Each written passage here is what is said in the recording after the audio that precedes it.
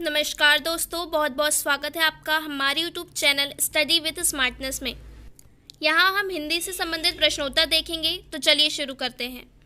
हमारा पहला प्रश्न है, तरनी, तनुजा, तात, तमाल, तरुवर, बहुछाय, इसमें कौन सा अलंकार है? अनुप्रास अलंकार, यमक अलंकार, श्लेष अलंकार या उपमा अलंकार? इसका राइट आंसर है अनुप्रास अलंकार। चूँकि काव्य को सुंदर बनाने के लिए जब किसी वाक्य में किसी वर्ण या व्यंजन की एक से अधिक बार आवृत्ति होती है, वहाँ अनुप्रास अलंकार होता है। इस पंक्ति में ता वर्ण की आवृत्ति हो रही है, तो ये अनुप्रास अलंकार का उदाहरण है। नेक्स्ट क्वेश्चन है, निम्न में से कौन सा शब्द देशज नहीं है? कलाई, खिचड़ी, लोटा या शत? इसका राइट आंसर है शत। चूँकि देशज वे शब्द होते हैं जिनकी उत्पत्ति का पता नहीं होता, ये अपने ही देश में बोलचाल से बनते हैं। तो यहाँ कलाई, खिचड़ी और लोटा ये सभी देशज शब्द हैं, जबकि शत एक तत्सम शब्द है जिसका अर्थ होता है 100। नेक्स्ट क्वेश्चन है, 9 दिन चले 2.5 कोश लोकोक्ति का सही अर्थ क्या है? 9 दिन से चलना, कार्य की बहुत धीमी गति, विपत्ति में सहायक, अचानक लाभ होना। इसका राइट आंसर है कार्य की बहुत धीमी गति। चूँकि लोकोक्ति किसी वाक्य का विशेष अर्थ बताती हैं, तो यहाँ 9 दिन चले 2.5 कोश का मतलब होता है कार्य की बहुत धीमी गति। इसे एक उदाहरण से समझते हैं। सरकारी कार्यालयों का काम तो होते होते ही होता है। यह तो वही बात हो गई, 9 दिन चले 2.5 कोश। नेक्स्ट क्वेश्चन है, शुद्ध का विलोम क्या होगा? परेशान, विकल, शांत या विशुद्ध? इसका राइट आंसर है शांत। चूँकि विलोम यानी विपरीत अर्थ प्रकट करने वाले शब्द होते हैं, तो यहाँ शुद्ध का मतलब शोभ से भरा हुआ या जिसे परेशान या विकल कहते हैं, जबकि इसका विलोम अर्थ प्रकट करने वाला शब्द होगा शांत।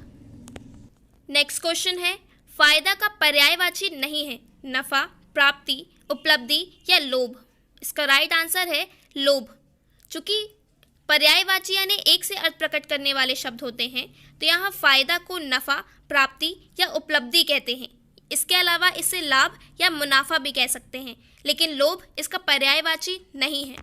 नेक्स्ट क्वेश्चन है, जो सब कुछ उदारता से देना जानता हो उसके लिए एक शब्द क्या होगा?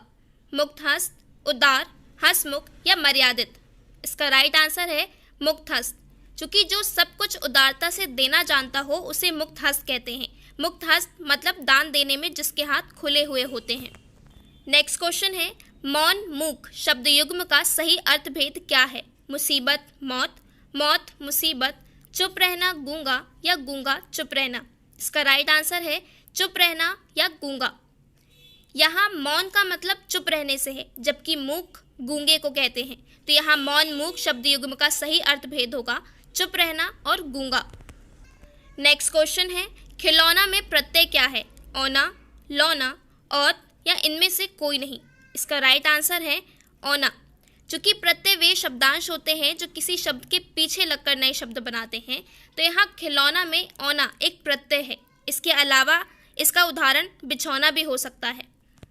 नेक्स्ट क्वेश्चन है, तत्सम शब्द का चयन कीजिए। केला, कंगन, कर्ण या कपूर? इसका राइट आंसर है कर्ण। चूँकि तत्सम वे शब्द होते हैं जो संस्कृत भाषा के शब्दों से आते हैं और जिन्हें आज भी ज्यों का त्यों उपयोग में लाया जाता है, तो यहाँ कर्ण एक तत्सम है, जबकि केला, कंगन और कपूर ये तद्भव शब्द के उदाहरण हैं। नेक्स्ट क्वेश्चन है, ईश्वर करे तुम्हारा जीवन सुखमय वाक्य के किस प्रकार को चिन्हित करता है? विधिवाचक, संकेतवाचक, इच्छावाचक या संदेहवाचक? इसका राइट आंसर है इच्छावाचक। जिन वाक्यों में वक्ता की किसी इच्छा, आशा या आशीर्वाद का बोध होता है वहाँ इच्छावाचक वाक्य होता है। ईश्वर करे तुम्हारा जीवन सुखमय हो, यह वाक्य इच्छावाचक कहलाएगा। नेक्स्ट क्वेश्चन है, बिहारी हिंदी के अंतर्गत कौन सी बोली नहीं आती? भोजपुरी, मगही, मैथिली या अवधी? इसका राइट आंसर है अवधी। बिहारी हिंदी के अंत ही बोलियां आती हैं, भोजपुरी, मगही और मैथिली। अवधी इस हिंदी के अंतर्गत नहीं आती। नेक्स्ट क्वेश्चन है, काल के कितने भेद होते हैं? 4, 3, 2 या 5? इसका राइट आंसर है 3।